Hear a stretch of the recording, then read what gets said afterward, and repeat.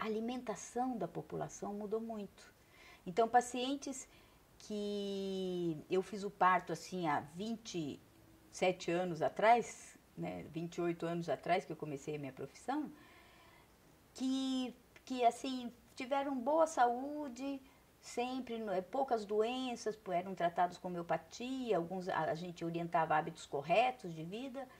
De alguns anos para cá, eu comecei a observar que eles começaram a adoecer das mesmas doenças de toda a população, que não são doenças verdadeiras, não são doenças crônicas verdadeiras, aquelas que a gente tinha antigamente, que eram geneticamente determinadas. São essas doenças que hoje a Organização Mundial de Saúde está chamando de doenças da abundância, né? Então, eles já começam a ter sinais que indicam que eles vão ter um diabetes daqui 5 ou 10 anos. Eles já começam a ter colesterol alto, gordura abdominal, né? Os rapazes já têm uma forma do corpo mais afeminada, as mulheres uma forma de corpo mais masculinizada, tudo em função da diferença da alteração metabólica. Dentre as doenças da abundância, nós estamos tendo essas: hipertensão, diabetes, doenças cardiovasculares, doenças vasculares periféricas, asma, as alergias, que era uma coisa que poucas pessoas tinham antigamente, né? Hoje quase todo mundo tem as suas rinites, sinusites. E as doenças mentais, como depressão e síndrome do pânico, né? Essas doenças da abundância, elas se contrastam com as doenças da pobreza, que eram as doenças que antes podiam matar as pessoas precocemente. Por quê? Porque elas morriam de infecção e nós não tínhamos antibióticos, né? Não tínhamos tecnologia para os traumatismos decorrentes de acidentes. Então, as pessoas morriam cedo. E morriam também por, então, as propriamente chamadas doenças da pobreza, por doenças infecciosas e transmissíveis, né? Dentre essas, nós tínhamos esquistossomose, tínhamos malária, né? Que matam ainda muito em países bem pobres, né? Na África, aqui no norte do Brasil, a gente ainda tem muitas mortes por isso. Mas, hoje nós temos, mesmo na população mais pobre, hoje nós já temos essa doença da abundância. O açúcar é um ícone da alimentação alterada, né?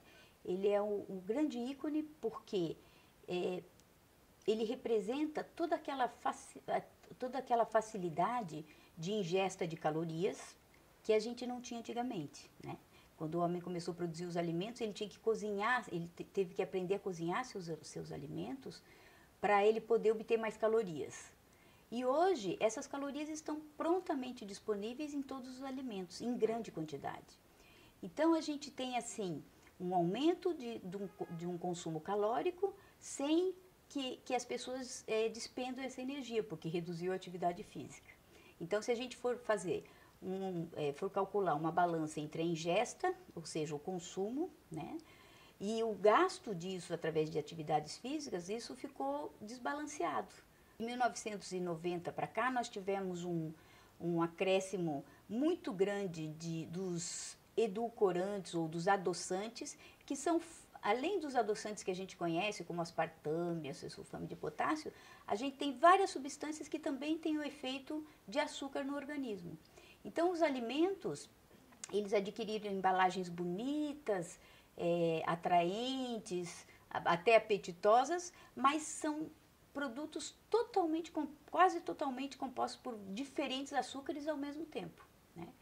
Então, o açúcar, ele é um ícone. E é um ícone que nos chama atenção, porque também quando a gente observa que quando a gente tira o açúcar dos pacientes no tratamento clínico, a qualidade de vida deles melhora muito. Seja da concentração, seja da força física, da disposição, do humor, né? Os sintomas mentais e as doenças todas, como hipertensão, colesterol, hipotiroidismo e tal, todas elas melhoram muito quando a gente tira o açúcar, né?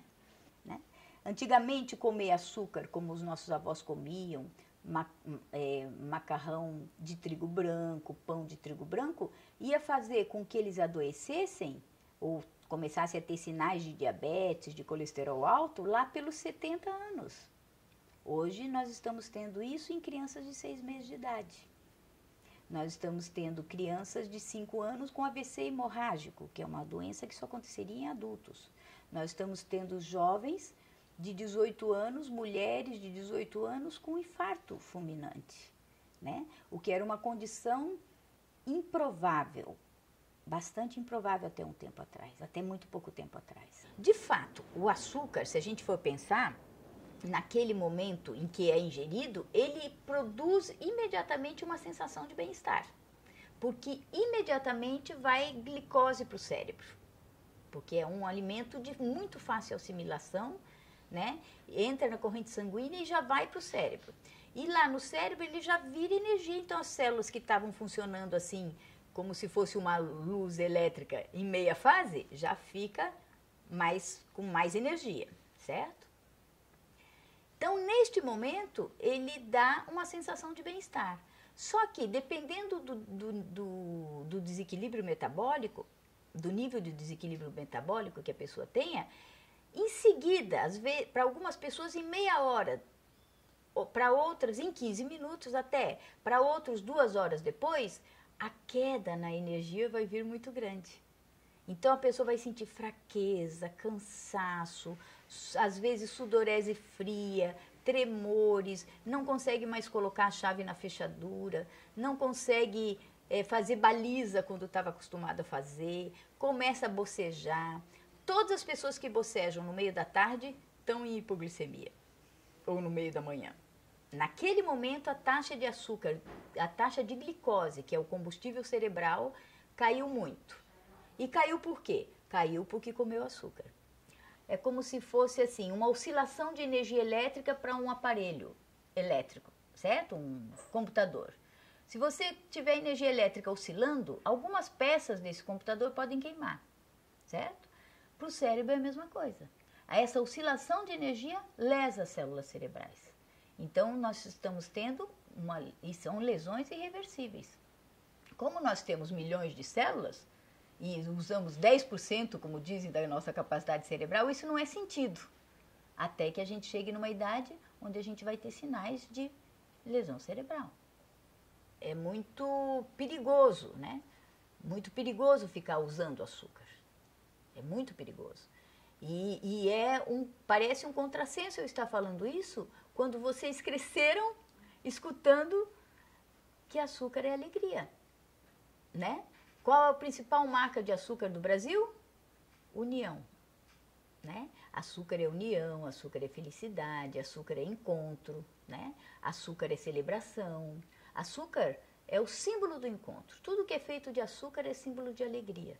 Né? No consumismo, não tem diferença se é consumismo de informação, no dano do consumismo. Não faz muita diferença, de fato, se o consumismo é de informação, se é de atividade física para o corpo, pela idolatria do corpo, se é de medicamentos, se é de comida. Porque todos eles são alienantes. É quando o sujeito é um objeto passivo dos meios, entende? Ele não é ele que pensa, não é ele que gere, não é ele que faz escolhas. As escolhas caem no colo dele e ele é passivo a isso. Isso é alienação. Então não mudou muito. Lá a gente tinha assim, a condição da mulher e a condição das sociedades. Até o comportamento masculino eram comportamentos determinados socialmente. Né? Não existia uma autonomia, uma capacidade de escolha, né? De uma escolha consciente sobre o que se pode fazer, o que se quer fazer, não. As pessoas eram sujeitos às demandas sociais ou do grupo social. Né? Inocência não tinha essa possibilidade de escolha. Na verdade, hoje também, a maior parte das mulheres não tem, porque as mulheres são criadas para, desde pequeninhas, elas são constantemente lembradas que elas vão casar, vão ter filhos, né? e vão precisar ficar submissas a esse casamento, né? E que sem isso elas vão ser uns seres meio diferentes, né? Que vão ser vistas assim com olhares enviesados, né?